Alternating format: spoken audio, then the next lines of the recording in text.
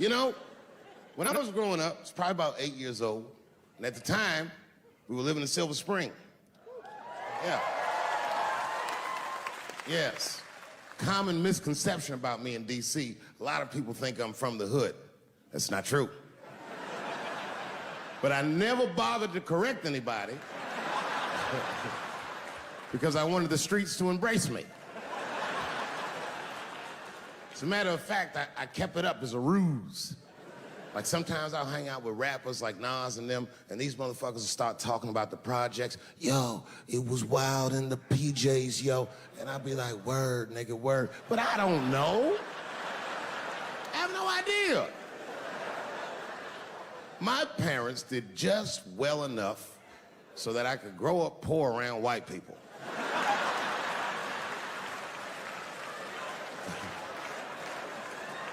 And to be honest, when Nas and them talk about the projects, nigga, I used to get jealous because it sounded fun.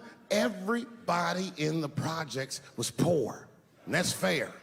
But if you were poor in Silver Spring, nigga, it felt like it was only happening to you. I know the pain of that first sleepover at a white friend's house.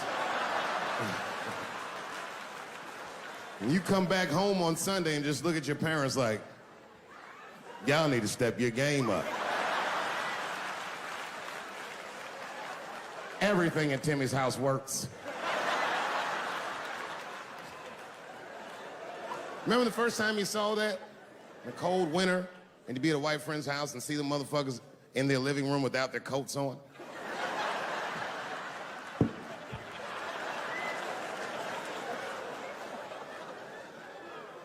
Timmy was one of my first white friends, like, in my life, man. He's a good dude, too. He moved to Silver Spring from Utah, of all places. I guess his family was affiliated with that Mormon church they got down there, and me and him used to hang out. And one day I was at his house, we were just hanging out, and Timmy says, Dave, why don't you stay for dinner tonight? I said, oh, man, I'd love to, but I can't. If I'm not home before dark, my mother will kill me. That was a lie. My mother had several jobs. I hadn't seen her in like 3 or 4 days. At that point in my life, it was my experience that white dinner wasn't delicious.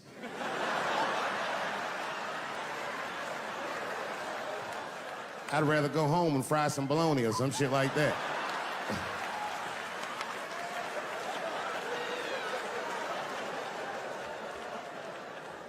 But then old Timmy threw me a curveball I wasn't expecting. He said, it's too bad you can't stay, Dave, because Mom made stovetop stuffing. I said, what the fuck, stovetop? Well, hold on, nigga, let me make some phone calls real quick.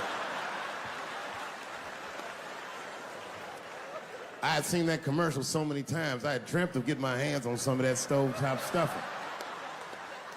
And finally, I met a motherfucker that actually had a box of stovetop in the house. I couldn't miss this opportunity, so I pretended to call my mother. And then I came back and I said, Timmy, you're not gonna believe this great news. Mom said I can stay. And he said, fantastic. He said, why don't you come with me and we'll help set the table and then we can say the blessing. I had no interest in setting this motherfucker's table or saying these crazy-ass Mormon prayers. I just wanted that goddamn stuffing. My hands first. My plan was simple. Wash my hands slowly, and by the time I'm done, the table will be set, the blessing will be said, and all that there will be left to do is eat. Went to the bathroom. I washed my hands very slowly. I must have been in there for about 10 minutes. And suddenly, one of his mothers came to the door.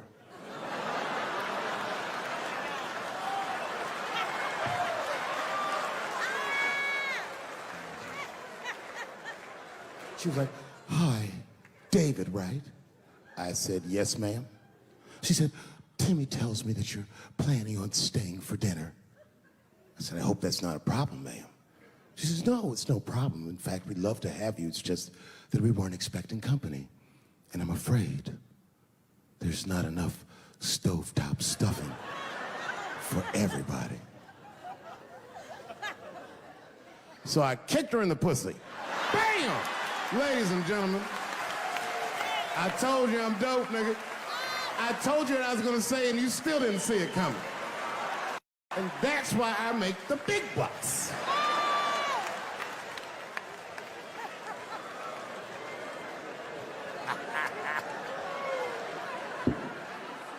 Oh my God. But there's a more important reason that I would stop doing comedy right now. And this reason is the real reason that's been percolating, and it really is the crowd, not you. I'm talking about the crowd on the big stage. It's too hard to entertain a country whose ears are so brittle. Motherfuckers are so sensitive, the whole country is turned into bitch-ass niggas.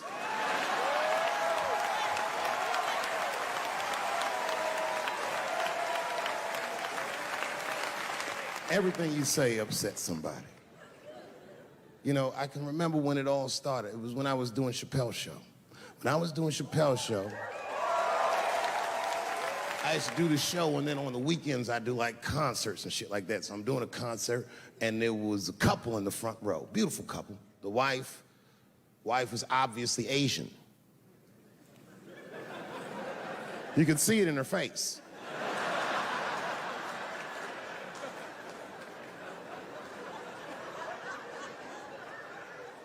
The husband, this motherfucker was mysterious, to say the least.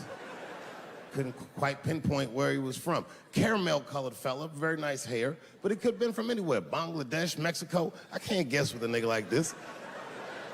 All I knew for sure about this guy is that his wife was a bitch. I could see that in her face, too. No, he was laughing and having a good time, and she was scowling at me at a goddamn comedy show. I couldn't figure it out.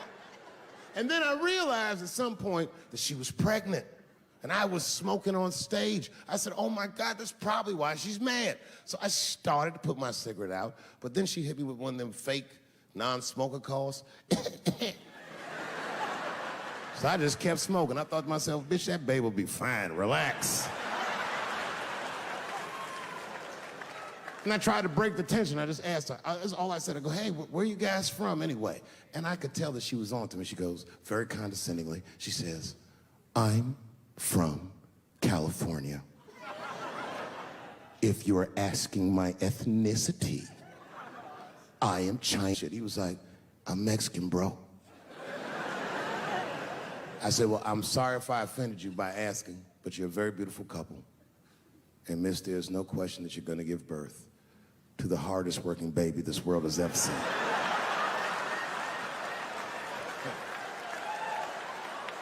That's not a bad joke. She got very upset. She got up to leave immediately, but she didn't just leave. She had to take one last dig at me on the way out. I will never buy one of your fucking DVDs again, Dave Chappelle. I said, ma'am, with all due respect, Chinese people don't buy DVDs.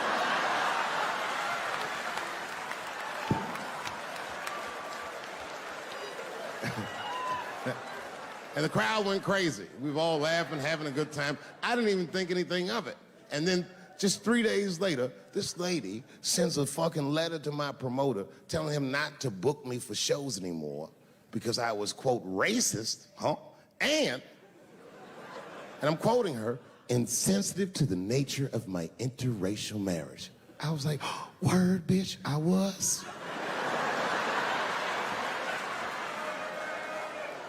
If she would know that I myself am in an interracial marriage. That's right. In fact, my wife is Asian too. Surprise, bitch, I'll see you on Thanksgiving.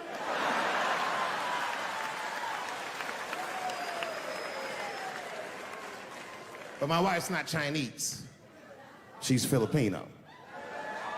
That's right, that's right. And our kids are Puerto Rican somehow, so there you go. I don't give a fuck about interracial marriage. In fact, you know what? My mother is half white. A lot of people don't know that. Well, all right, you were a little too excited, but okay.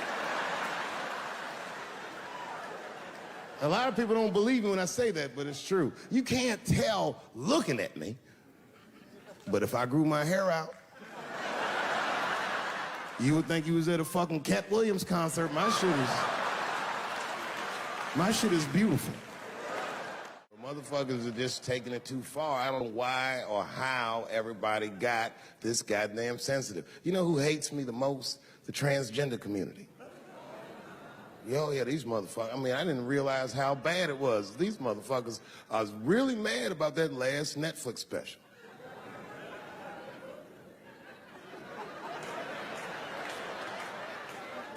It's tough, man. I don't know what to do about it because I like them. I always have. Never had a problem with them. You know, just fucking around. As a matter of fact, I think I make fun of everybody, and I mean, as a group of people, they have to admit, it's kind of fucking hilarious, man. I'm sorry, bro. It's like, I've never seen somebody in such a hilarious predicament not have a sense of humor about it. They're born feeling like there's something other than they're born as, and that's kind of funny, you know? I mean, it's funny if it's not happening to you. It's like that white black bitch that's in the news all the time.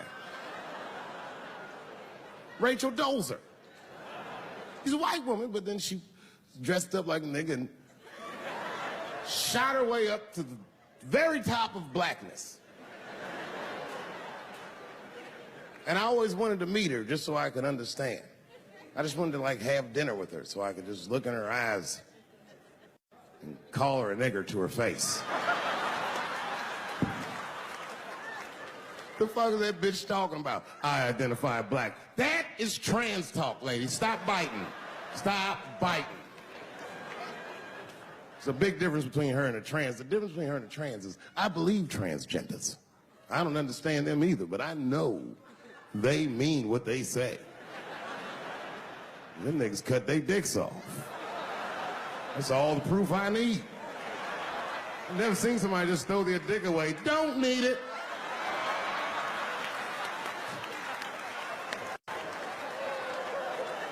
I don't understand, but I believe you and I support your decision, motherfucker. But how far is Rachel willing to go? What is Rachel willing to do so that we blacks can believe that she believes she's actually one of us? Bitch, are you willing to put a lien on your house? Invest in a mixtape that probably won't work out?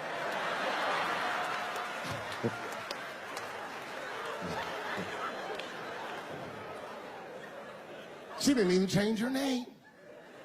Didn't even change her name. Her name is Rachel. I can't believe in that name. If you want my support, you're gonna have to change your name to the blackest shit I've ever heard. Bitch, you're gonna have to change your name to Draymond Green. I don't know a blacker name than that. That shit is black on paper. If you type Draymond Green into Airbnb, that shit will log off automatically.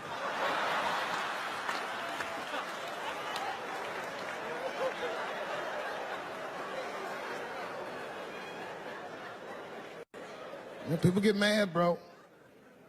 People get mad about everything I say. I was doing a show.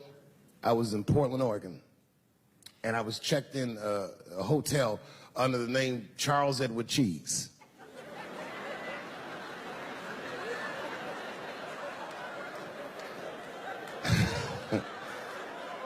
I came back, and there was a note. It was like a letter on my desk. It was addressed to Mr. Cheese.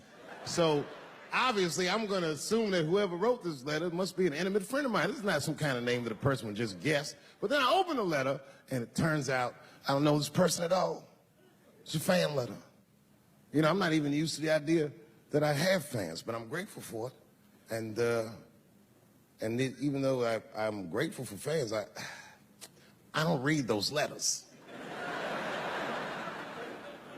Be nice if I did, but realistically, it's like, what am I, Santa Claus, nigga? I don't have time for this. Like, got shit I want to do. I'm trying to chill.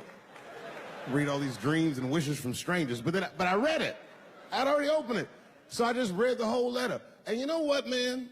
Whoever wrote this letter truly loves me. I mean, they were really fucking nice in the letter. And then they described to me what it was like to come to the show, how excited they were, how much fun they were having. And then they said that when I got to my jokes about transgenders, that they were, quote, devastated. Because it turns out that whoever wrote the letter was transgender. Now, I'm going to be real for a second. You got to understand, I never feel bad about anything I say up here.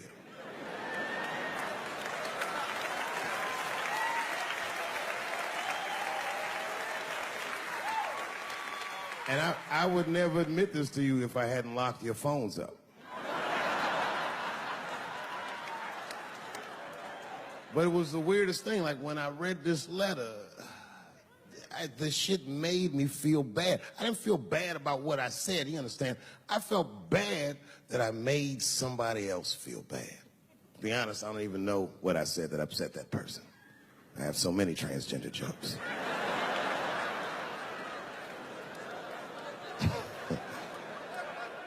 But I feel like it was probably this joke I'm about to tell you right now. And it's not even that bad of a joke. It's a true joke. I mean, it's not true, but I had read in the paper that Caitlyn Jenner was contemplating posing nude in an upcoming issue of Sports Illustrated. And I know it's not politically correct to say these things, so I just figured, fuck it, I'll say it for everybody else. Yuck. Oh, sometimes I just want to read some stats. I don't know why you're gonna cram some man pussy in the middle of the sports page like this. I just didn't think that was the place for it. But I wasn't saying anything like Caitlyn Jenner's a bad person. I'm not mad at her for doing it. I'm not even mad at Sports Illustrated. If I'm mad at somebody, I'm probably just mad at myself. You understand? Because deep down, I know that I am not strong enough to not look at those pictures.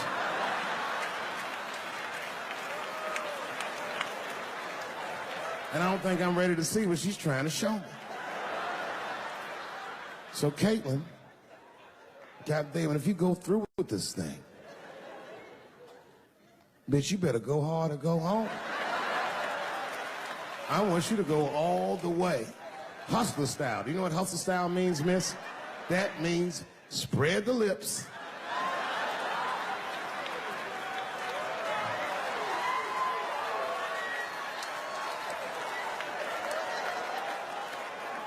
I hope she spreads her lips and there's an itty bitty dick inside. Ah! The show is behind the curtains.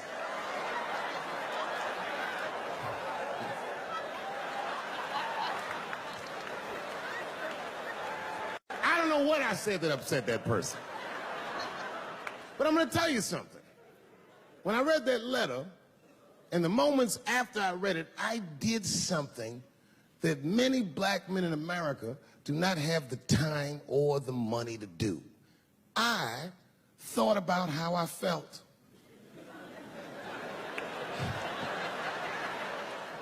I asked myself a very basic question that I don't think I ever directly contemplated. I said, man, Dave, if you're writing all these jokes, do you have a problem with transgender people?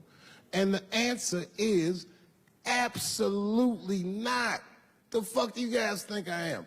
I don't understand all the choices that people make. But I do understand that life is hard and that those types of choices do not disqualify you from a life with dignity and happiness and safety in it.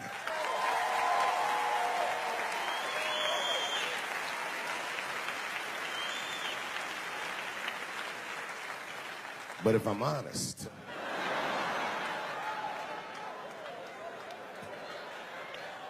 my problem has never been with transgender people. My problem is transgender people. I just feel like these things should not be discussed in front of the blacks. It's fucking insulting, all this talk about how these people feel inside. Since when has America given a fuck how any of us feel inside.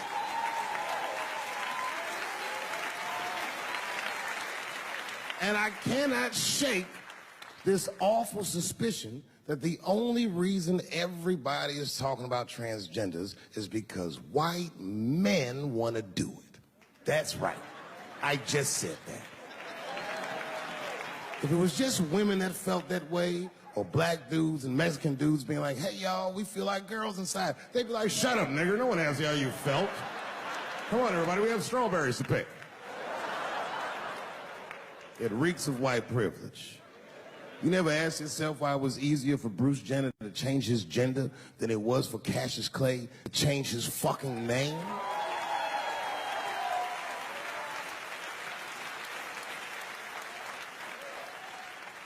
And if I were to be brutally honest,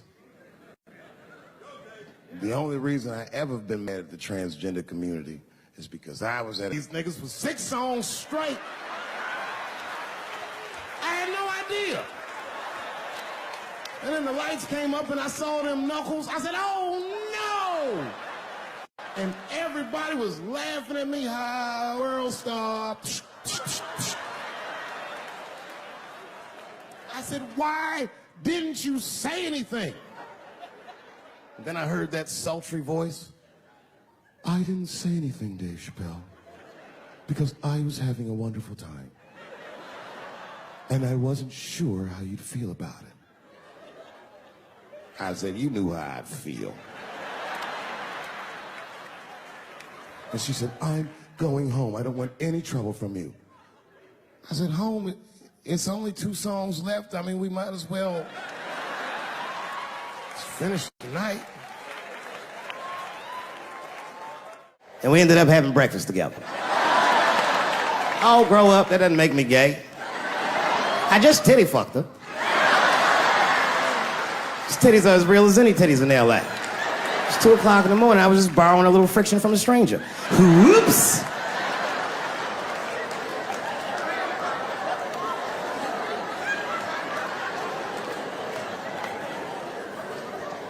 It's the madness of youth.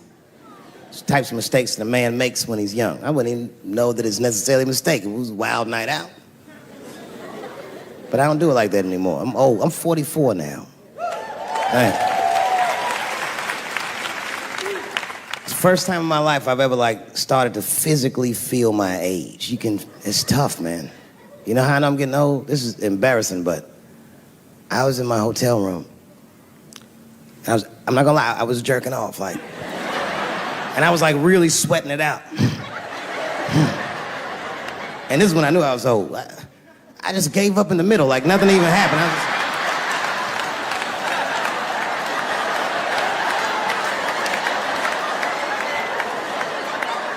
I don't like looking at my dick anymore.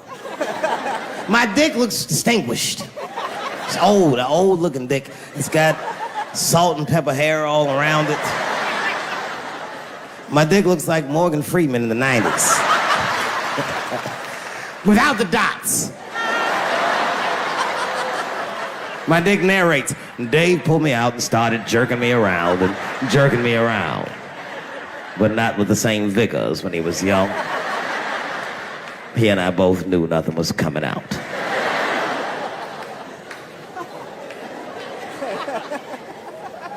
I see my age in my children. I came home from the road. This is not long ago. I've been gone for, if you can picture, I was gone for weeks and weeks. And when I came back, nobody was home. Now, one person in my family thought that maybe I'd like to see them when I got back. They knew when I was coming back, but they just weren't home. And that shit was a wake-up call.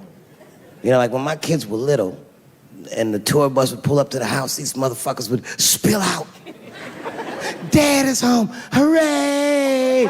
And they'd hug me and kiss me, and then as the years went on, they'd get less interested. Hey, everybody, look, it's Mr. Promises back from the road.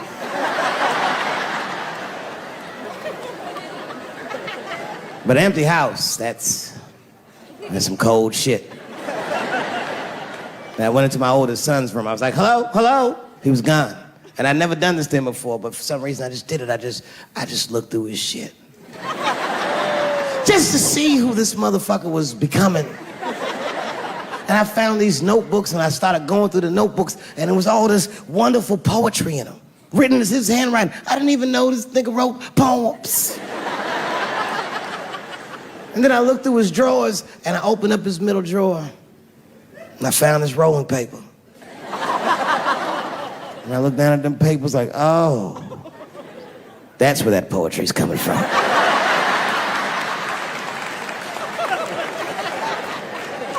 And that shit broke my heart. I mean, I smoked weed, but I mourned my son's innocence. And I cried a little bit. And I took his papers upstairs to my room.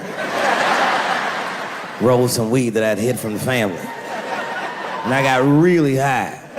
And then I got paranoid, so I put his papers back how I found them. So he wouldn't know what I was up to. This nigga won't even know that happened until he sees the special. Yeah, nigga, I found your papers. He's a cold motherfucker. Let me tell you, this kid is only 16 years old. Listen to what he did to me. This motherfucker calls me up in the middle of the night. It was 1 o'clock in the morning. He goes, Dad, don't be mad. I knew something was terribly wrong. I said, what's going on? He said, listen, I'm fine. And don't forget, you told me to do this. I'm at a party, and my designated driver had too much to drink.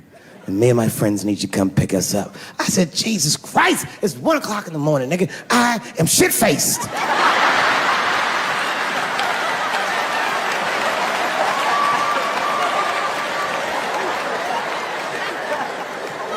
But I figured, fuck it, it's better me than some kid. I might as well roll the dice and go pick my nigga up. I said, all right, I'm coming to get you. Just give me the address and I'll be right there. And then he gave me the address and I was shocked. I said, son, you are not gonna believe this, but I'm at the same party, nigga.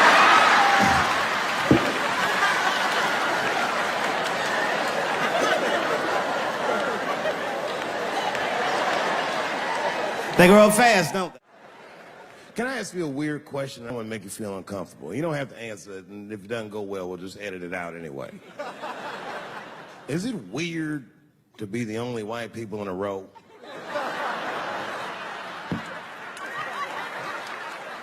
Is it weird? I mean, you can be honest. Does it feel strange? Are you worried at all?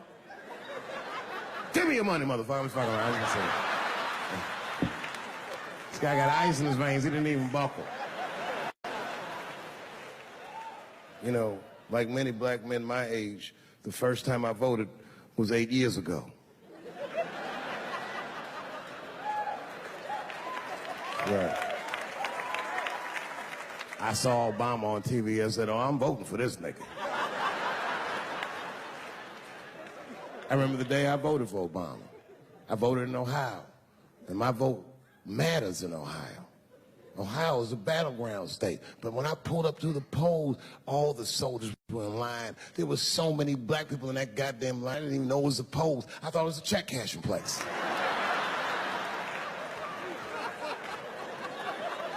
We were hugging each other, and old people were singing hymns and spirituals. Say verdict times 10 or some shit. I've never seen black people that happy.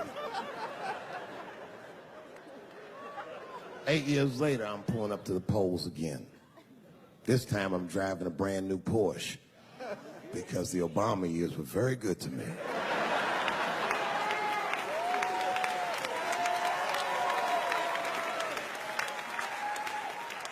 I was early voting, and when I parked my car, I figured out something that it would take the rest of the country another week to figure out.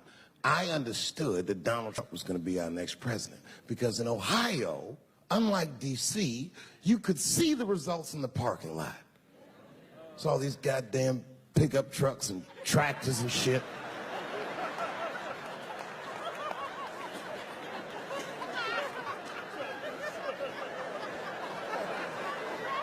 And then I walked up and I saw a long, long line of dusty white people.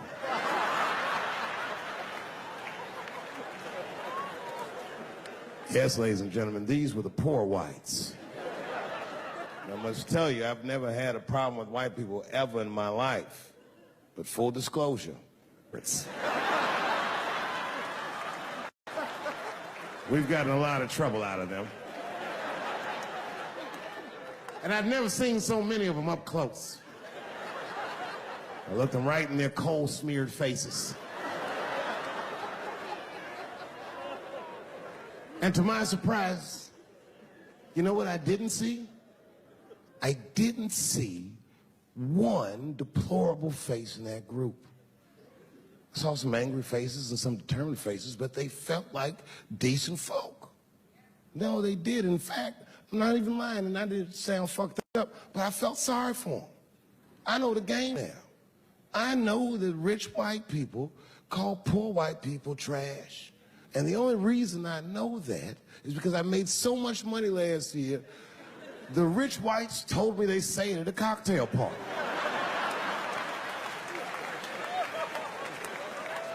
And I'm not with that shit. And I stood with them in line like all of us Americans are required to do in a democracy. Nobody skips the line to vote. And I listened to them. I listened to them say naive, poor white people things. Man, Donald Trump's gonna go to Washington and he's gonna stand there thinking in my mind, you dumb motherfucker.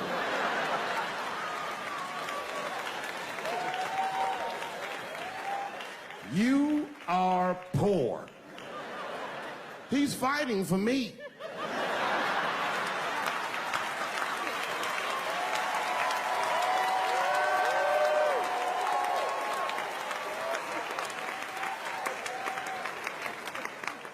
And they all looked at me. They could tell who I was voting for just as easily as I could tell who they were voting for. But do you guys know what we all had in common? Not one of us, not a single one of us, looked like we felt good about what we had to do in that booth. We were just doing our goddamn duty. Yes, I voted for Hillary Clinton. Of course I did. I voted for her because I liked what she said vastly better than I liked what he said. But to be honest with you, at that point, that shit was like watching Darth Vader do the I Have a Dream speech. That bitch is mean as hell. She'd already Karate Kid swept Bernie Sanders' legs from underneath him. Boy, it was hard voting for that shit. But it was the lesser of the evils. I know you were a Clinton supporter, Miss I. I'm sorry for her. But it didn't feel as good as it should have. She was gonna be our first woman president. They were gonna make coins out of this bitch.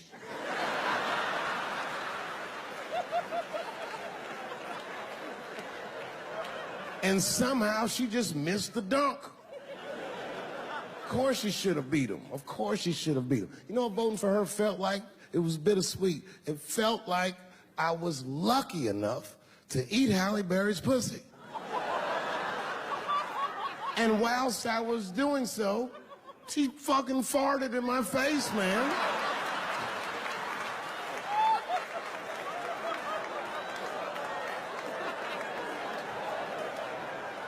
Now you understand, I'd still do it. But boy, I wish she didn't fart in this great nation's face. I voted that day, and then that same day I flew to New York City. I had work. That night I was in a comedy club in New York, and I said to an audience almost exactly what I just said to you. And I didn't know that there was a journalist in the room. And this journalist wrote an article. The headline of the article said, Dave Chappelle is an avid. Yeah, I had no idea the paper said that. And you know how I found out? My wife called me from Ohio the next morning in a goddamn panic. David, what the fuck is going on in New York? I said, I'm being good, but what have you heard?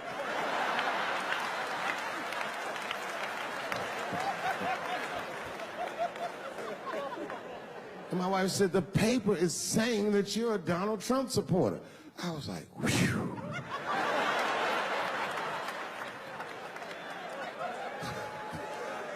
I said, don't worry about that shit, baby. Nobody in their right mind would believe that. And she said, no, David, people believe it. And then she started reading the comments to me. Oh, they were terrible. All these black people call me all kinds of Uncle Toms and shit. I should tell you, buddy, this is a very serious allegation from one black to another. I was incensed. Uncle Tom? How am I Uncle Tom, nigga? You the one that reads the Observer? Anyway, all this shit goes down around, and now Trump is the president, and I'm hosting Saturday Night Live.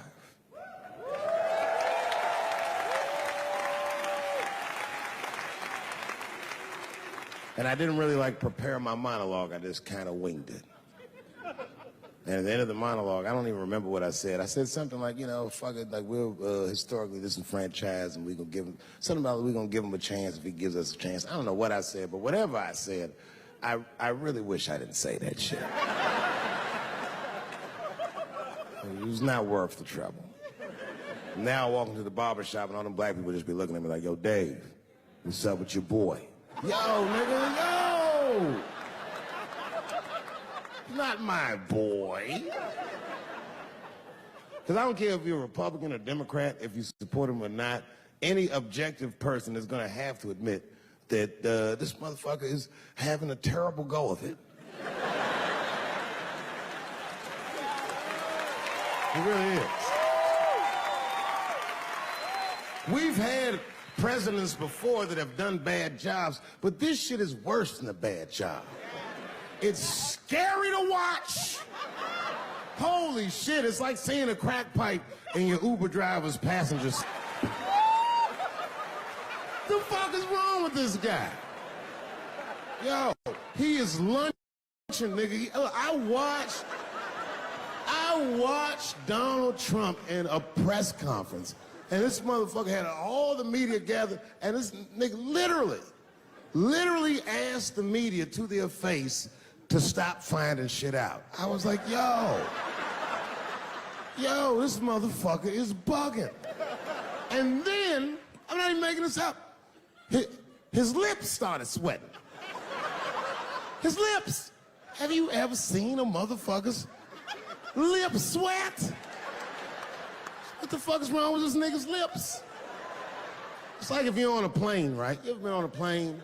I get scared to fly. I do it all the time. I be scared on there. And sometimes the plane will hit turbulence. And then I get nervous. But I always look at the flight attendant, and she looks calm, and it makes me feel calm.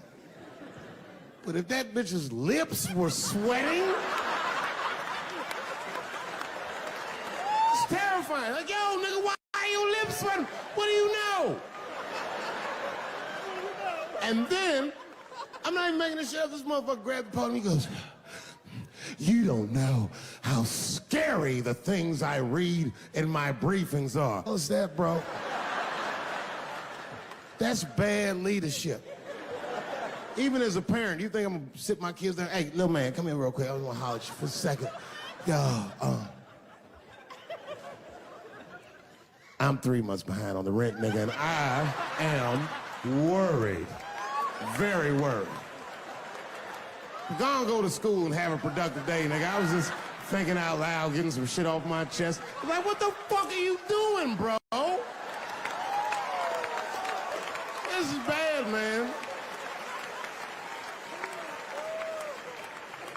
Jesus Christ. All this motherfucker's ideas sound like high people ideas. Like, he doesn't think these things through before he tells us. He just tells us what he's thinking as soon as it occurs to him. This shit sounds nuts. I'm gonna go to China, and I'm gonna get those jobs from China and bring them back here to America. For what, nigga? So iPhones can be $9,000? Leave that job in China where it belongs. None of us want to work that hard. What the fuck is he thinking? Because I don't want to make them shits. What the fuck are you doing? Stop trying to give us Chinese jobs. I am going to bring back coal. Coal? I'm even exaggerating.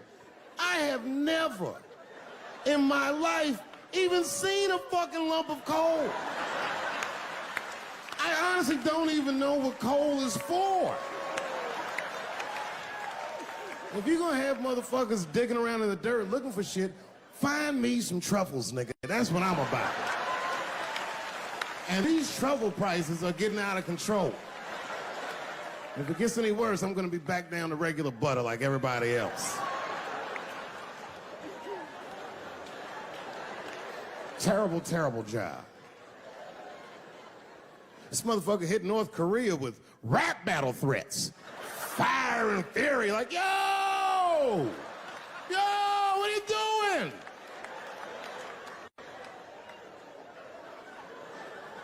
It's fucking Korea, man. Kim Jong-un is a scary motherfucker.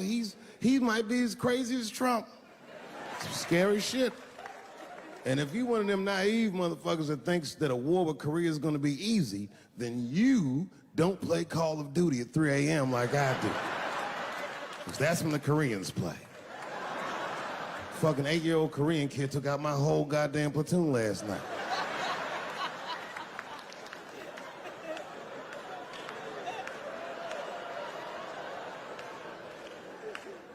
I've never seen somebody in an office so high with the most just basic fucking solutions. Like, you know, we should not let any more Muslims in the country till we can figure out what's going on. Did he just say, figure out what's going on? Who doesn't know how to do basic math? Let's count it out, okay? There's been 17 mass shootings in the United States. 4 of them were done by Muslims. None of those 4 Muslims were from any of the 7 countries in your stupid ass original band.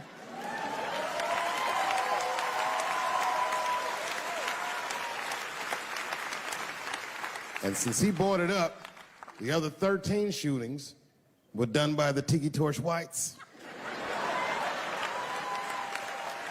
These are facts. And you don't see me trying to ban white people from the show to keep it's a fucking terrible idea because it's mean and it's racist. And most importantly, it would be catastrophic to my bottom line. If there were no white people here tonight, I might leave this bitch with $1,800. This man needs to realize that we all need each other. And that's why we will never, ever be able to beat China. Because everybody in America is racist, and everybody in China is Chinese. This motherfucker called it all wrong. And don't believe the media either, because as all this shit is happening, the media is trying to make us believe that the extremities amongst us are the norms. We can disagree, that's fine. And most of us are keeping a cool head about this shit. You know what I mean? Americans generally respect one another's beliefs, even if they don't share those beliefs. I know I do. I respect everybody's beliefs except Amish people. Because they are the only ones that I can say clearly their God is wrong. The speed limit is 75 miles an hour in Ohio, and 1 lane of traffic is buggy. Nigga, your God is ridiculous. All the Amish people around my way know me too. Not from television, obviously. They know me from the streets. Because when I see them horse and buggies, I'll pull the Porsche over and talk to them. Ezekiel. Ezekiel, are you sure that God doesn't want you to have any of this technology or this energy? Huh? Huh? I can't hear you, nigga. Let me turn this air conditioner off. What did you say? And them niggas be like, get away from me, ye. Ye tried to tempt me like the devil. Devil? Nah, bro, I'm trying to put you on to the game, Zeke. It's a big world out here, nigga. I just went 25 miles in 30 minutes. That's a day's journey for you. You don't even know what the weather's gonna be tomorrow, do you? I do. You don't even know that there's a valuable Pokemon right on you. I drive away. Huh? Oh, my vape pen? You want to hit my vape pen? Oh, sorry, nigga. I'm trying not to get herpes. My bad. I've been playing cat and mouse with herpes for 30 years now, but every night I go to the club, I'll be like, not tonight, herpes. No disrespect. I'm not saying you have herpes. I'm just saying 1 out of 5 people do. So let's just all be careful around this motherfucker and make sure that we leave with the lips we came with.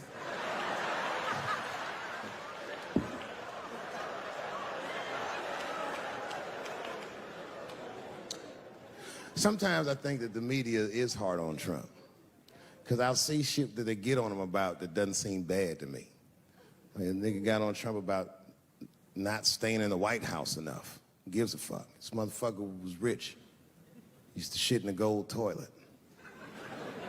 It's true. I don't know if you've ever been to the White House. It looks like a very nice place to work, but I wouldn't want to live in that Scooby-Doo ass house either. That shit's terrifying looking. Imagine you trying to jerk off.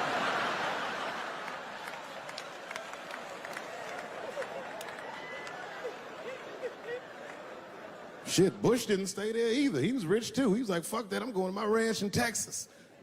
Obama was the first motherfucker to move into the White House like, this is a nice place. Look at this rug.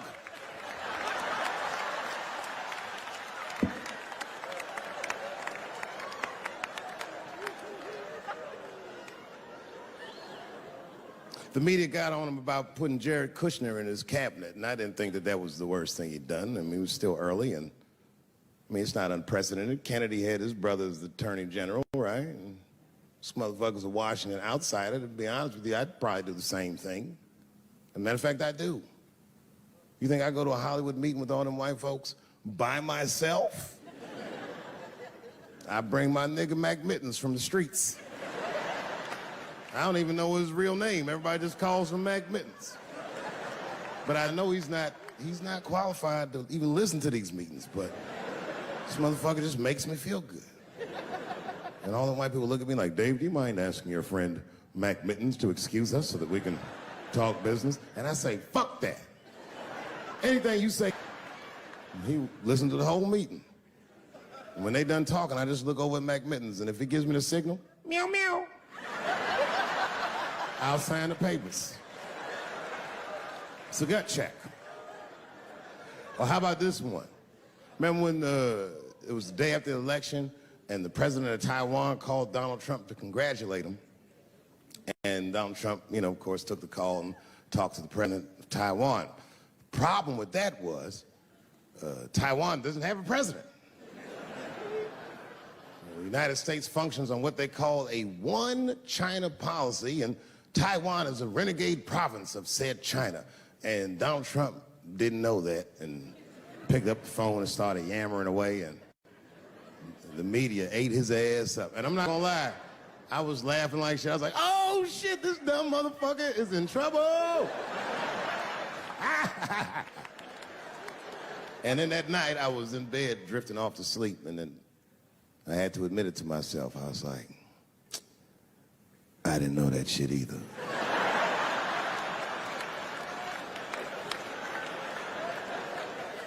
And then I realized the media got the story wrong. The story wasn't that Donald Trump took the call. Nobody told Donald Trump not to take the call. That's terrifying.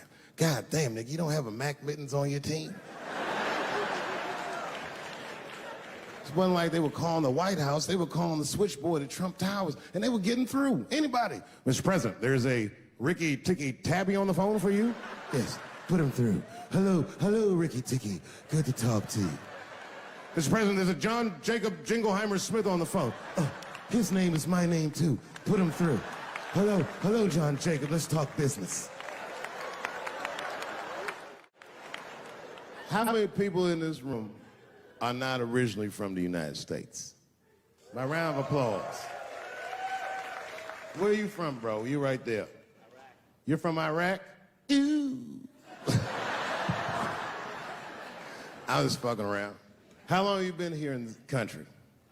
23 years. 23 years? Are you a citizen yet? You are? Congratulations, nigga. Congratulations. Well, welcome to this great land. You know, I'm gonna give you a history lesson, because I'm sure this wasn't on your entry exam. But every naturalized American has heard something about what I'm about to tell you. A picture is the early 50s in the United States. This 14-year-old boy goes down from Chicago to Mississippi to meet his extended family for the first time. He'd never been to Mississippi. And before he went, his mother said to him, very pointedly, she said, if a white man looks you in your eyes in Mississippi, look away. And I don't know what you know about black people from Chicago, but they're not a scared people. Legend has it, he was in front of a convenience store hanging out. A white woman walked out of the store, and he thought she was pretty, and he said, bye, baby. Not realizing that he had just made a fatal mistake. 4 days later, a group of adult white men burst into this family's home and snatched a 14-year-old boy out of bed in front of his family that was powerless to stop them, and he was never seen alive again. His name was Emmett Till. They found his body maybe a few days later. It was in a creek, tied to a wheel so it would sink, horribly beaten and bloated. Hideous. And lucky for everybody in America, his mother was a fucking gangster. She was.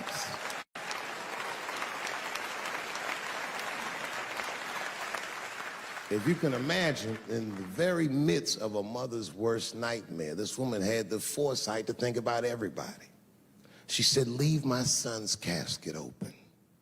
She said, the world needs to see what they did to my baby.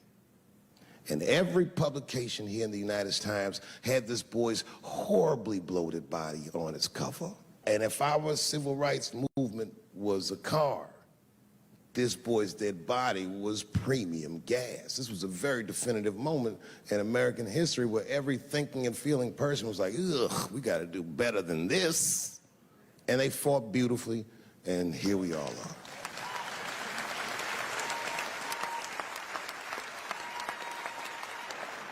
And the reason that I bring that up tonight and why it's relevant now is because less than a year ago, the woman that he allegedly whistled at admitted on her deathbed that she lied in her court testimony. And you can imagine when we read that shit, we was like, ooh, you lying ass bitch. Was furious. But that was my initial reaction. And initial reactions that we all learned as we get older are often wrong or more often incomplete. They call this phenomenon standing too close to an elephant. The analogy being that if you stand too close to an elephant, you can't see the elephant. All you see is its penis-like skin. And give it a better look. And on stepping back and thinking about it for a few moments, I realized that it must have been very difficult for this woman to tell a truth that heinous about herself at any point in her life, even the very end. And I was grateful that she had the courage to tell it before she left this world, because it's an important truth and we needed to know. And I said to myself, well, thank you for telling the truth, you lying ass bitch.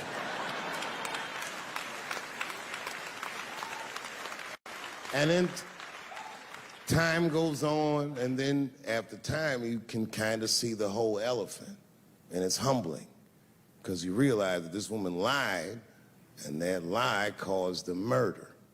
But that murder set in motion a sequence of events that made my wonderful life possible, that made this very night possible. How could this be that this lie could make the world a better place? It's maddening. And that's how I feel about this president. I feel like this motherfucker might be the lie that saves us all. Because I have never felt more American than when, Jesus Christ, it's good. And when it happens, I can see everybody that's struggling. So if I'm on stage and I tell a joke that makes you want to beat up a transgender, then you're probably a piece of shit and don't come see me anymore. Or if you don't understand that when a football player takes a knee during the national anthem, he's actually standing up for me, then you might not want to fuck with me anymore. But I swear, no matter how bad it gets, you're my countrymen, and I know for a fact that I'm determined to work shit out with y'all. And if that woman that said that heinous lie was alive today, I would thank her for lying. And then I would kick her in the pussy.